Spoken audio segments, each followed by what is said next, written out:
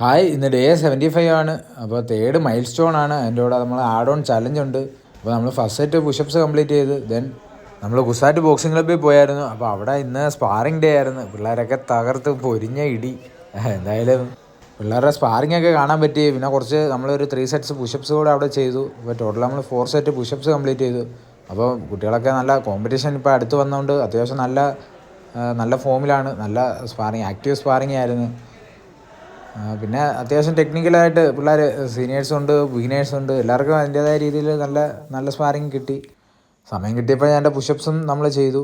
ഇത് നമ്മുടെ അനിയൻ ചെറുക്കനാണ്. ആൾ നല്ല ഡെഡിക്കേറ്ററാണ്, ഹാർഡ് വർക്കറാണ്, ആകാശ്. നമ്മുടെ പുഷപ്സൊക്കെ കഴിഞ്ഞ് നമ്മൾ നേരെ വന്ന് നോക്കുമ്പോൾ സ്പാറിങ് കഴിഞ്ഞിട്ടില്ലായിരുന്നു. അപ്പോൾ നമുക്കും ചെയ്യണമെന്നുണ്ടായിരുന്നു. പക്ഷേ എനിക്ക് പേഴ്സണൽ ട്രെയിനിങ്ങും കാര്യങ്ങളും പിന്നെ നമ്മുടെ ചലഞ്ച് എല്ലാം കൂടി തീർക്കാനുള്ളതുകൊണ്ട് സ്പാറിങ് കൂടാൻ പറ്റിയില്ല. ശേഷം ടൈറ്റിൽ ബോക്സിംഗ് ക്ലബ്ബിൽ പോയി. ബാക്കി ചലഞ്ച് നമ്മൾ അവിടെയാണ് ചെയ്തത്. അവിടെ നമ്മൾ പുള്ളപ്സും ചെയ്തു, ലാസ്റ്റ് സെറ്റ് പുഷപ്സും ചെയ്തു. അപ്പോൾ 500 പുഷപ്സ് നമ്മൾ കംപ്ലീറ്റ് ചെയ്തു.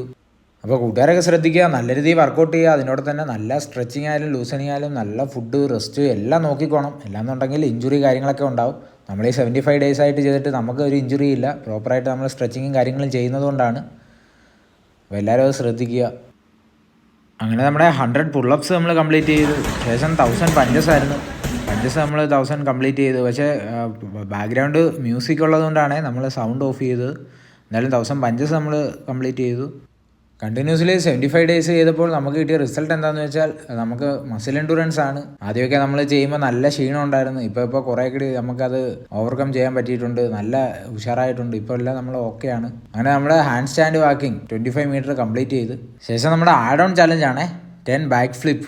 അപ്പോൾ അങ്ങനെ 10 ബാക്ക് ഫ്ലിപ്പ് നമ്മൾ ഇനി മുതൽ എല്ലാ ദിവസവും 25 ഡേയ്സ് നമ്മൾ ചെയ്യണം ഇതിൻ്റെ കൂടെ തന്നെ. അപ്പം ഇപ്പോൾ ചെയ്യാതിരുന്നതുകൊണ്ട് തന്നെ പ്രോപ്പർ ഒരു ലാൻഡിങ് എനിക്ക് കിട്ടുന്നില്ല. ബട്ട് അത് ചെയ്ത് നമ്മളെല്ലാം ചെയ്തതാണല്ലോ നമ്മളെല്ലാം ഇമ്പ്രൂവ് ആകുന്നത്. സോ 10 ബാക്ക് ഫ്ലിപ്പ് ഇതിൻ്റെ കൂടെ തന്നെ ഉണ്ട്. എന്തായാലും വലിയ ക്ഷീണമൊന്നും ഇല്ലാതെ തന്നെ ബാക്ക് ഫ്ലിപ്പ് നമുക്ക് ചെയ്യാൻ പറ്റി. പിന്നെ അതിനുശേഷം 25 ഹാൻഡ് സ്റ്റാൻഡ് പുഷപ്സ് ആയിരുന്നു. 25 ഹാൻഡ് സ്റ്റാൻഡ് പുഷപ്സും നമ്മൾ കംപ്ലീറ്റ് ചെയ്തു. എല്ലാവരും ശ്രദ്ധിക്കുക, വർക്കൗട്ടൊക്കെ നമ്മൾ ചെയ്യുമ്പോൾ കൺസിസ്റ്റൻ്റ് ആയിട്ട് വർക്കൗട്ട് ചെയ്യാൻ ശ്രമിക്കുക. നാളെ എന്ന് പറയും നമ്മൾ ഒന്നും മാറ്റി വെക്കരുത്. ഇന്ന് എൻ്റെ ഡേ 75 ആണ് ചലഞ്ച്. നമ്മൾ അന്ന് ഇത് സ്റ്റാർട്ട് ചെയ്തുകൊണ്ട് ഡേ 75 ആയി. സോ എന്തെങ്കിലുമൊക്കെ ചെയ്യാനുണ്ടെങ്കിൽ ഉടനെ ചെയ്യുക. ഉറപ്പായിട്ടും അതിനുള്ള റിസൾട്ട് കിട്ടും. അങ്ങനെ നമ്മുടെ വർക്കൗട്ടിന് ശേഷം കട്ടൻ കാപ്പിയാണ്. ഞാൻ, നിതിൻ കോച്ച്, സ്നേഹ കോച്ച് എല്ലാവരും ഉണ്ടായിരുന്നു.